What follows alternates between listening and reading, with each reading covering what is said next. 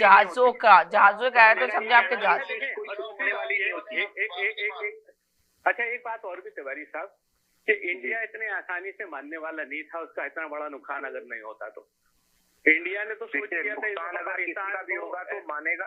तो इंडिया को सरप्राइज जब मिला ना, जब उसके जो बेस्ट तैयारे थे राफेल वो जब मार गिराए और 2 राफेल गिरा गए, आप देखें ना तिवारी साहब, इसको तो तस्लीम करें। कुछ सरप्राइज होगा कि ये क्या हुआ। और आप ये देखते हैं कि उसकी वजह से ही इंडिया ने ट्रम्प की बात मान ली, वरना इंडिया तो किसी की बात ही नहीं मानता। और ट्रम्प इसका क्रेडिट लेके जा रहे हैं कि पाकिस्तान की और इंडिया की जंग बंद कराई गई। 2 एटमी ताकतें थी, 2 कंट्रियां 2 एटमी ताकत थी, तो इसका क्रेडिट लेके जा रहे हैं। 1 मिनट में ट्रम्प ने कहा कि अब देखें उन्होंने क्या कहा। ट्रम्प ने कई दफा इस बात को रिपीट करा कि इंडिया ने और पाकिस्तान ने नहीं जंगबंदी की कई दफा कहा है, लेकिन मैं आपको इतना सही साहब बिल्कुल सही कह रहे हैं। सुने जरा एक बात में, एक मिनट सुने होने दो, फिर बस एक सेंटेंस। अब उन्होंने कई दफा ये कहा कि इंडिया और पाकिस्तान ने जंगबंदी की बात हमारी मान ली और हम आइंदा फ्यूचर में इनकी सालिसी भी करेंगे, उनके साथ ट्रेड भी करेंगे। इंडिया ट्रम्प साहब हैं। 1 मिनट। अब आप कहेंगे ट्रम्प साहब तो ट्रम्प साहब, मोदी साहब अब माने तस्लीम करें, ये बात हकीकत है। ऑफिशियली ये बात नहीं की गई कि ट्रम्प ने सालिसी की ट्रम्प ने जंगबंदी की बात की और हमने मानी या नहीं मानी। इंडिया ने ऑफिशियली कभी इस बात को कहा ही नहीं।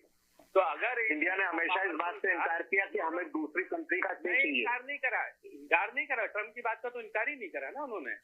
अगर इंडिया में भाई साहब कहाँ इनकार नहीं किया कि जितने आपको कहे तो 1000 बयान दे दूं, मैं आपको बता दूं कि जयशंकर से लेकर के प्राइम मिनिस्टर से लेकर और राजनाथ सिंह ने हमारे जो डिफेंस मिनिस्टर सबने ये बात कही है। मुझे मोदी साहब का बयान दिखा दी जिसमें उन्होंने कहा हो कि ट्रम्प ने उनको जंगबंदी की पेशकश की और उन्होंने रद्द कर दी या उन्होंने नहीं करी। चलिए ये दिखाते मुफ्ती साहब का एक भी बयान दिखाते हैं मुझे।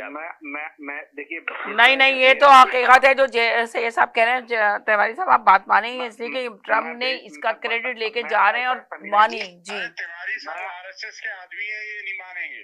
ओ भाई साहब आरएस अभी मैं जो पूछ रहे हैं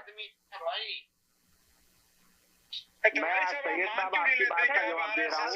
जी दे मैं सिर्फ आपकी बात का ये जवाब दे रहा हूँ। मैं एक सवाल कर दूं आपसे, बहुत अहम सवाल है। अब आप ये पहले भी क्या मुझे ये जानना है कि आपको क्या लगता है, आपका अपना एनालिसिस क्या है कि क्या मोदी साहब अपनी सियासत का रुख तब्दील करेंगे या पुरानी डगर पे चलेंगे? बहुत अहम सवाल है, बहुत जबरदस्त सवाल है। आप बता दें इस वक्त जो है मोदी साहब की जो समझ लें आई हुई इस वक्त, तो आपका अपना मीडिया भी उनके लिए बहुत बड़ी बातें कर रहा है और उन्होंने मीडिया की आवाज भी बंद कर दी।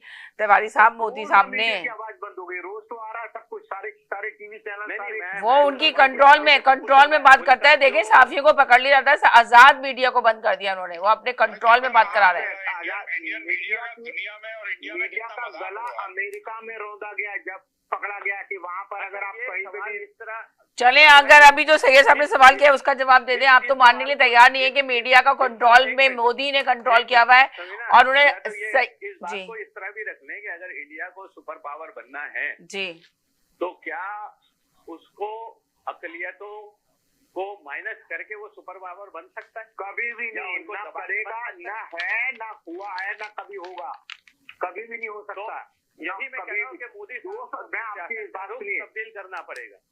वो कह तो रहे हैं कि मोदी को अपना सियासी जो है ना अपने से कह रहा हूँ कि वहाँ पर जितने भी 200 मिलियन। अच्छा बता दे रहे हैं कि मोदी का मुस्तकबिल क्या होगा, सियासी मुस्तकबिल क्या देख रहे हैं आप, मोदी को क्या देख रहे हैं? ये तिवारी भाई से एक और सवाल है, तिवारी साहब के जैसा होता है। नहीं था, सुनने दें, तिवारी साहब को जवाब दे दें। तिवारी साहब जवाब दें प्लीज। मैं एक सवाल पूछिए।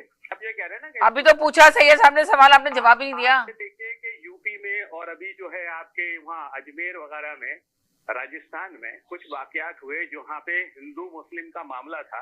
वहाँ पे मुसलमानों के घरों को बिल्डोज कर दिया जाता है 1 मिनट में। क्या आप इसको सपोर्ट करते हैं?